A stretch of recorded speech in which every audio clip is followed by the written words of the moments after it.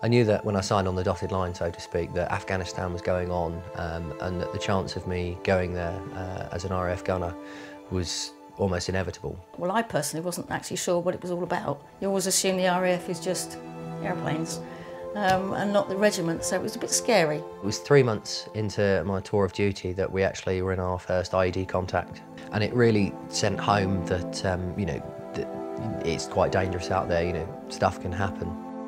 It was, you know, it was night time, it was freezing and didn't know what happened. You know, 1 minute we're there and the next minute it's just sky, sand, and just I came to be pinned on my vehicle subsequently for 3.5 hours.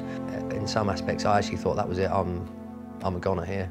Every emotion piled into one, you know, confusion, anger, upset, fear, worry, just everything just crammed into a small head and just exploding, wanting to get out.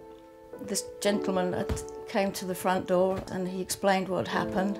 And he said information would be coming through or phoning, and next thing we knew, within 3 hours, we had a phone call from Mike himself. I think it was quite clear from an early point that, you know, aside from the physical injuries that I'd received, that, you know, psychologically, you know, a screw had dropped out somewhere. I wasn't right in the head. I turned to alcohol pretty badly. I just kept telling myself I was fine when I think, you know, especially to my parents, they could quite clearly see that, you know, there was something amiss. There was clearly something wrong.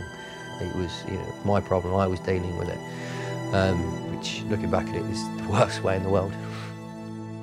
I'd spent, you know, about 2.5 years having so many operations. You know, I was constantly in pain and a lot of painkillers still, and walking assistance, you know, sometimes back in a wheelchair after operations, and constantly using crutches and walking sticks just to get around.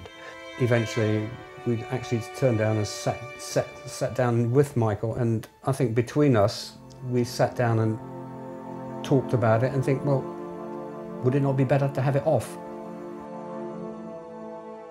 Even now, I can still feel my toes and I can still move them, and it's strange, but it's not there. And it took a while to get round that feeling. You know, I've really got myself back on track, you know.